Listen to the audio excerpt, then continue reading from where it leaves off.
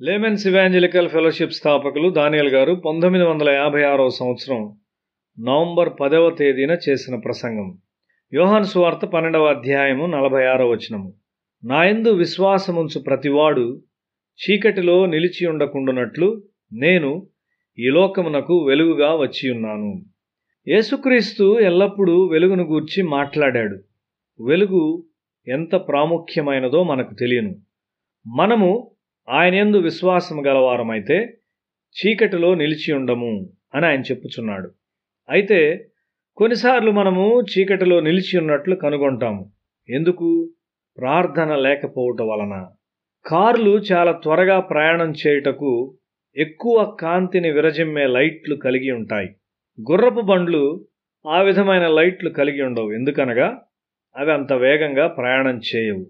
ఆత్మీయ జీవితంలో మనము వేగముగా ప్రయాణం చేయాలని కోరినట్లయితే మనకు ఎక్కువ ప్రార్థన అవసరమై ఉన్నది.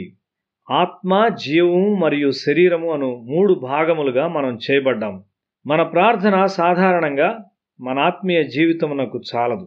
అది ఆత్మను ఉత్తేజపరచదు. మనలో కొంతమంది రోగులుగా ఉన్నాము. ఎందుకనగా మన ప్రార్థన శరీరం యొక్క పరిస్థితి మీద వెలుగును చూపదు. మనము తగినంత ప్రార్థన కలిగి ఉన్నట్లయితే మన శరీరములను ఆరోగ్యంగా కాపాడుకొనుటకు దేవుడు మనకు నేర్పించును మరియు రానున్న అనారోగ్యతను గూర్చి హెచ్చరించును. లేక మనము స్వస్థత పొందకుండా అడ్డుపడ ఆటంకములను మనకు తెలియజేయును. మన చిత్తములు మొండివి. మన ప్రార్థన తప్పుగా నడిపించబడిన ఎడల మన చిత్తముల మీద మన ప్రార్థన వెలుగును పంపదు. దేవుని చిత్తమును గూర్చి నీవు చీకటిలో ఉండకూడదు.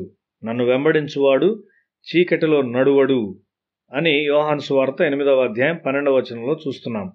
దేవుని చిత్తము చాలా నిశ్చయమైనది. నీవు దానిలో నడుచుటకు ఇష్టము కలిగి ఉండవలసి ఉన్నావు.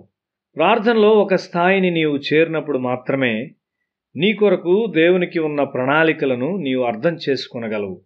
కొన్ని ప్రధాన తీర్మానాల్లో దేవుని మనసు బయలుపరచబడగలదు. అది పరిపక్వము కాకమునుపే బయలుపరచబడినట్లయితే అది నీకు ప్రమాదకరంగా ఉండును. ఎందుకనగా దానికి విధేయునిగా ఉండుటకు నీకు బలము లేదు.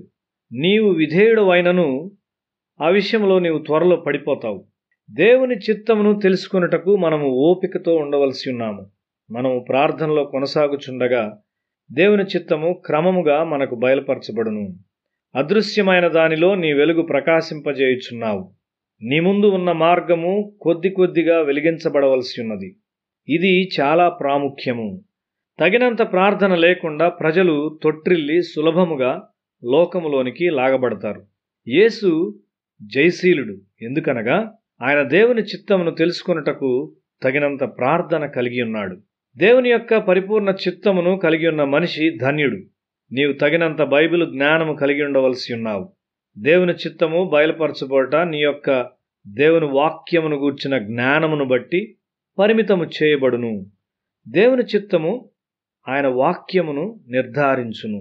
నీవు దేవుని చిత్తమును తెలుసుకున్నప్పుడు నీ ఆత్మ విధేయత చూపుటకు బలపడునంత వరకు నీవు ప్రార్థించుచుండవలసి ఉన్నావు. బయలుపరచు సమయము నీ సిద్ధపాటు సమయముతో సరితూగునట్లు పరిశుద్ధాత్మ పరిస్థితులను సరిచేయును. నీవు చీకటిలో నిలిచి ఉండనవసరం లేదు. నీవు చీకటిలో నడువనవసరమూ లేదు. నీవు అడుగుపెట్టు ప్రతి స్థలమును దేవుడు నీకిచ్చును.